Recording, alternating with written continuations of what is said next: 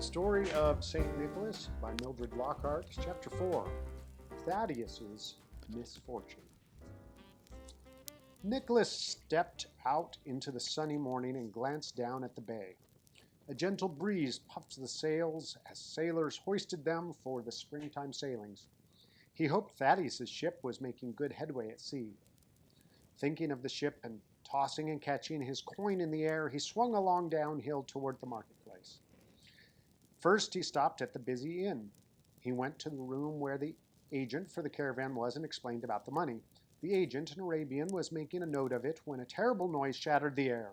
Nicholas and the agent ran outside to look. In a cloud of dust, a caravan raced to the inn, drivers yelling, camels snorting, bells jangling wildly, and people running from everywhere shouting, "What has happened?" Somehow the caravan stopped without trampling anyone.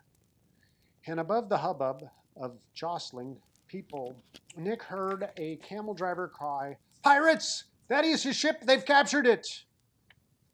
There was silence as the chief driver told the tale. Nicholas's arms prickled with horror. At dawn, the caravan had been traveling through a fishing village to the west, and fishermen had come shouting the news that Thaddeus' ship had been captured by pirates during the night. The caravan had traveled on another mile until the men spied two pirate ships in a nearby cove. Then the drivers had turned their camels around and fled back to Patara to get more guards. Nobody paid much attention to the end of the tale. As soon as people heard about Thaddeus' ship, they felt that they had heard the worst.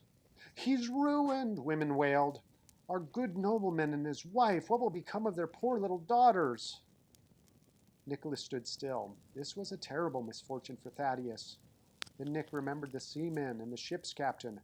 Were they prisoners of the pirates, as Uncle John had been? Nick worked his way through the crowd and asked one of the drivers about the silk ship's crew. "They escaped in small boats while the pirates plundered off the ship. They put up a brave fight to drive the pirates off, but it was useless," the driver answered. "All of them landed safely in the fishing village just before we reached it." Nicholas went home very low-spirited. At the door, he saw that Anya was weeping. She had heard the news when one of the caravan drivers came to tell Uncle John. "Our nobleman is penniless," she kept repeating. "His little girls will starve. They have no dowries." She wiped her tears with the back of her hand and tried to stop crying. "Your uncle has gone to break the bad news to Thaddeus. Everything has gone wrong. I could not even find your uncle's cloak, although I looked everywhere." "Don't cry, Anya. I'll find the cloak and I'll take it up to him so he can wear it home." He patted her shoulder. Then he looked under the table and in the blanket chest and on the peg on the wall. Next he stepped to the shed, although Anya muttered, "Your uncle never leaves his clothes there." But there was the cloak, back of the door where Nick had tossed it. As Nicholas started with the cloak uphill to Thaddeus' house, he wondered why Anya was worrying about the dowries. He knew it was the custom, especially in wealthy and noble families, for parents to begin when each daughter was young to gather a sum of money, fine clothing, linen, silver, and such things. When the girl married, she took this dowry with her to her husband's home. But Thaddeus' daughters were too young to marry. "Poof," said Nicholas to himself. "It is much too soon for Anya to worry about dowries for Thaddeus' daughters. They're hardly more than babies." Nick had not been up to the house of Thaddeus for a whole year, not since just before he went away to school in Myra. Now he saw that the fences about the land were broken. Evidently, Thaddeus did not have much of a flock or many servants to keep his land in order. Nick went on through a pine wood, and then through a clearing he saw a handsome marble archway with wrought iron gates, and beyond it the big house. It needed repair. Tiles were missing from the roof, and one end of the house had no roof at all. It had been destroyed by a fire that raged through the forests and down the mountainside 20 years before. Nicholas walked through the gateway and up to the door. He had never been inside the house before. Uncle John came to let him in. "It is good you came, Nicky. Thaddeus and I want to get together to talk with his wife about what has happened. She is not well and is resting in her room. The servant is not here right now. Will you stay in the court and take care of the little girls?" Nicholas was startled. He did not know how to take care of little children. Before he could answer, Thaddeus greeted him. The man's face was haggard, but he held himself tall and straight as always and smiled a real welcome. "I have not seen you in more than a year, Nicholas. Thank you for taking the papers to the ship. It was kind of you to do it for me." Two little girls were clinging to their father. He perched one on each shoulder, saying of the older, "This is Thecla. She is 4." Thecla brushed back her golden curls and looked at Nicholas with big, serious blue eyes. From the other shoulder, a round-cheeked little one swooped forward, laughing, and pulled Nick's hair. He caught her chubby hand and loosened it from his hair, while her brown eyes bubbled with mischief as she tried to pull away. Her father could not help smiling. "This is Elena. She is nearly 2." She pulled her own brown hair in all directions, chirping like a plump, saucy bird planning new mischief. Her face was smudged and her tunic muddy, but she did not care. On a couch in the corner, the little baby, Carita, slept soundly. "Nicholas," his uncle asked him, "will you take care of the children so we may talk quietly?" Nick murmured, "Yes, Uncle John," and hoped the men would not be long.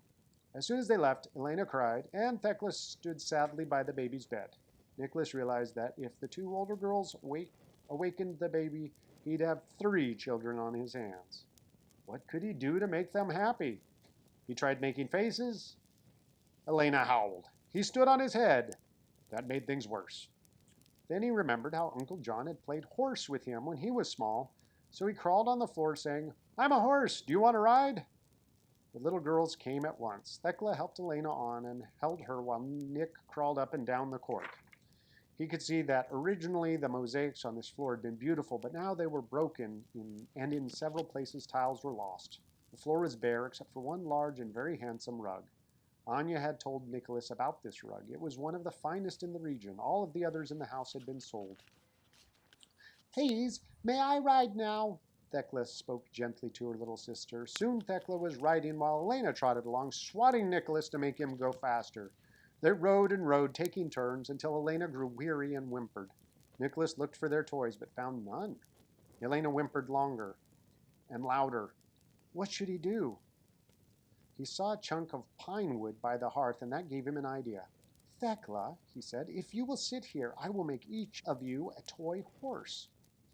The children crowded together into their father's carved chair while Nicholas sat on the floor. As he whittled, he made up a story about a toy pony. The girls were quiet and interested. Soon Elena got her horse. She hugged it to her and patted its back. Nick was just finishing the second horse when the men returned. The little girls scrambled from the chair to show the toys to their father. Thaddeus was pleased and thanked Nicholas. Being thanked for something he had done always made Nicholas uncomfortable. Rumpling his hair, he said politely, "You're welcome," and hurried to follow his uncle home. As they went out through the gateway, he exclaimed to Uncle John, "What a fine-looking man Thaddeus is, friendly and pleasant too, but he is tired and worried." Uncle John agreed. "He has much to worry about.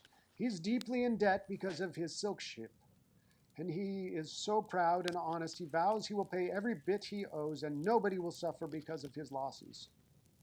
"Could I give him some of my gold? I'd be glad to." Nicholas was excited about the idea. "No," Uncle John spoke positively. "Today I offered him what I have and whatever I could raise to help him take care of his family, but he is very independent.